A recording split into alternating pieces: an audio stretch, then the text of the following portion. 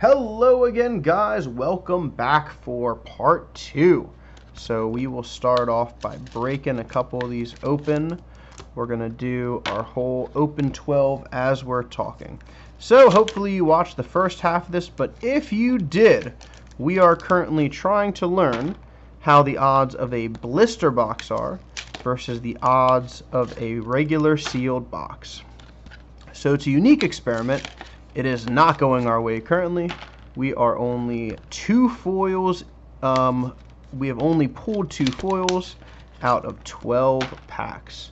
So we are going to leave Balmedius. If we happen to start pulling some crazy foils, we are going to open him last. Maybe some Balmedius luck over there. So, you know, we got to try something to switch it up, because lately it's been pretty one-sided. I would say luck has run out, but we still have packs in hand. Who knows what we can achieve? We're hoping in the second half, let's get some more streams. I'd love a couple more Coco Lupias. Again, the nice thing about DM06, with it being another double set, there were just so many quality cards that came from this set. And again, you could make pretty decent decks. It introduced cards that became really staples. I mean, Pyrofighter for Rush, Energy Stream is one of the ultimate draw power cards, Fairy Life for Mana XL, and again, Rickabu, Screwdriver, and Bazagazeel, both very good cards in their own right. So, we have 11 packs here. We are hoping we can get some good stuff. So we'll start off with Overload Cluster again will lead us off for the second half. And let's try to start with a bang. We went many packs in last time without pulling a foil. So, we have Puzzle Card, Bliss Totem, hopefully Avatar of Luck. Give us that luck. There's Overload Cluster. There's a Coco Lupia. We'll take those all day. Factory Shell Q. I think that's actually one of the first rares we started last time. Canasil the Explorer, Torch Clencher, Grinning Axe, Sopian, Mighty Bandit, and Lightning Grass to finish out. Next up, we have the Bliss Totem Avatar of Luck boost pack art. So hopefully one of these Bliss Totems gives us a little luck, because we are needing it. But honestly, if we just pull some of the, you know, it all makes it worth it. If we pull a Balmedius, we can pull 4 foils, but if one of them is Balmedius, I think I can take that sacrifice. Skull Cutter Swarm Leader, Mystic Dreamscape, Rumblesaur Q, I think is our first pull of that. Cosmogold Spectral Knight is our foil.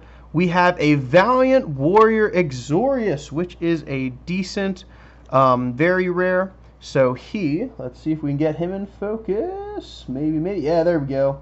Focus game is on point today. Valiant Warrior Exorius. This creature can attack untapped creatures and also has a power attacker plus 3,000.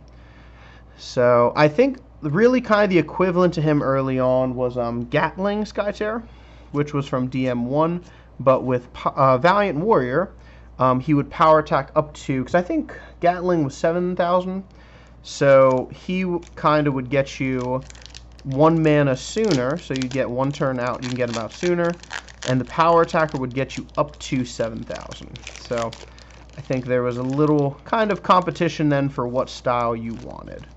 I've never been a massive fan of the power attacker effect, but you know, it's still pretty good. Language of Combat. Bliss Totem is back.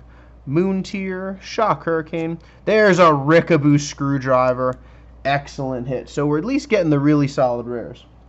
So again, Rickabu, amazing card.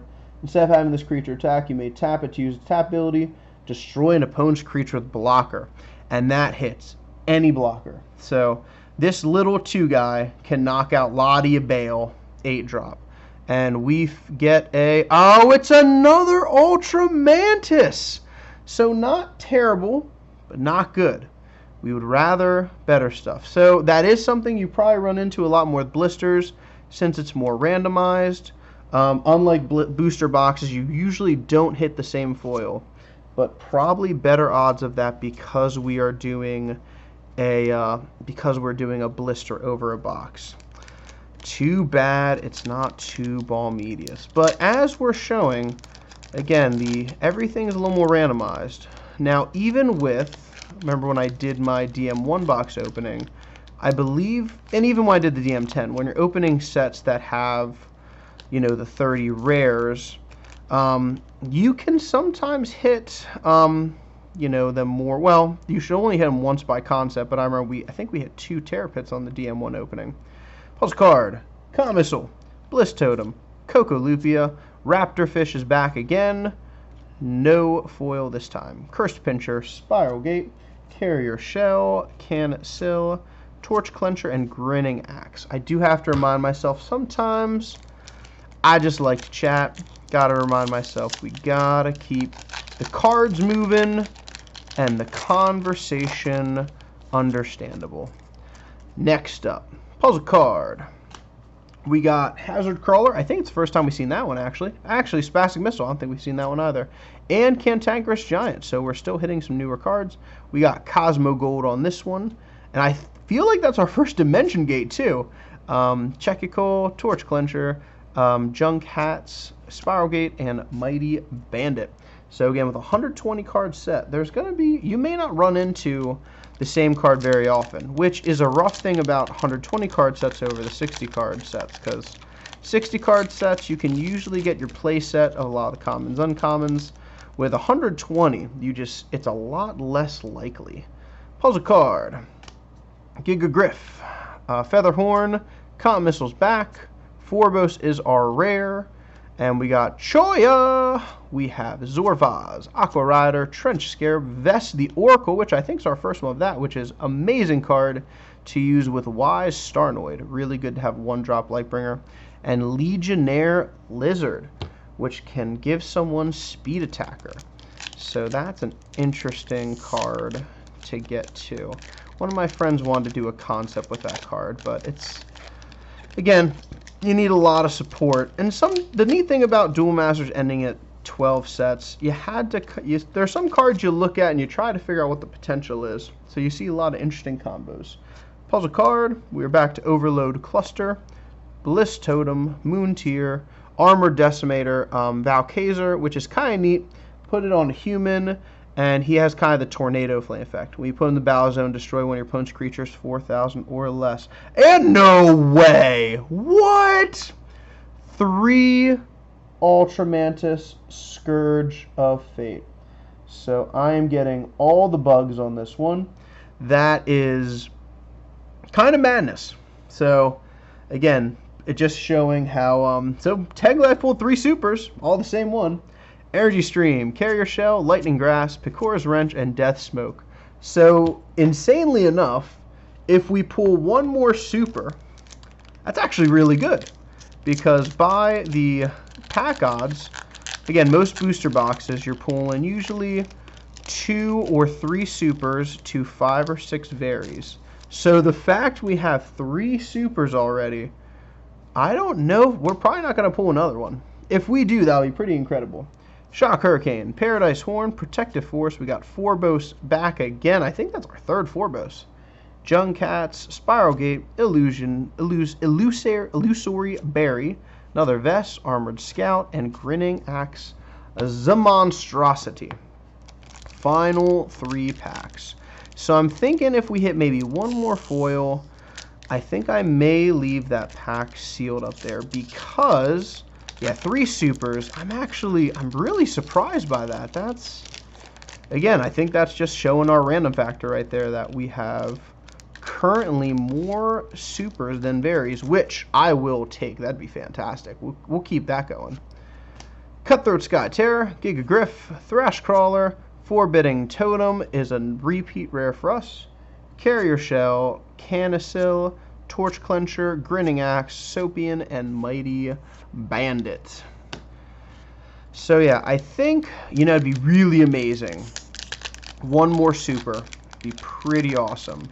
But the fact we've already pulled 3, that is usually the most you get in a booster box. I did have one DM11 box that gave me 4 supers. I had 9 foils in one box, which is awesome. But yeah, 3 supers is really, it's a good number. Raised Pine Tree, Bliss Totem, Overload Cluster. We have Forbidding Totem. We have Aeropika. which is a foil. It's going to be a very rare. Let's bring it up to focus. Yeah, pretty decent. There we go. Instead of having this creature attack, you may tap it to use its ability. Choose a creature in the battle zone, return to the owner's hand. But at 7, it is very high to use that effect. I don't know how useful that really is. Firefighter Magnus, Lone Tear, Prometheus, Trench Scarab, and Uluk the Oracle. So we are down to our final pack. So we can definitely do a recap after this, see how it turned out. But I'm thinking this will be it. So let's try to get a super in the last one.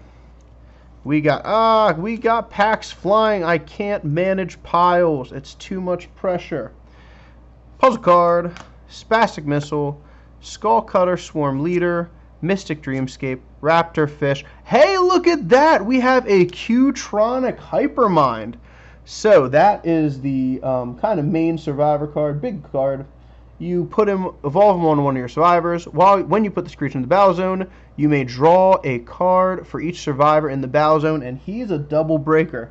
So to be honest, guys, by the numbers, we did better than a booster box. We got ridiculous things happening, but yeah, we have 4 supers. Prometheus Q, Garbon, Checkakul, Pyrofighter, and Death Smoke to end it.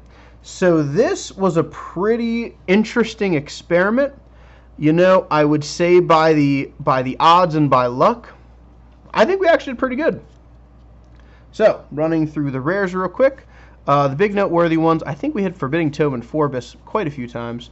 A lot of repeats, unfortunately, in a 30 rare set. We did get Baza Gazelle. Hey, where is Rickaboo? There's Rickaboo. Okay. It's like I know we had a Rickaboo and a Baza Gazelle. Those are the 2 big ticket rares. And so is, the Q-Tronic Gargantua is decent too, but yeah, Rickaboo and Baza Gazelle. So here comes the crazy. Let's start off here. We got 3 very rares. We have Valiant Warrior. We have Splinterclaw Wasp, and Arrow Pika.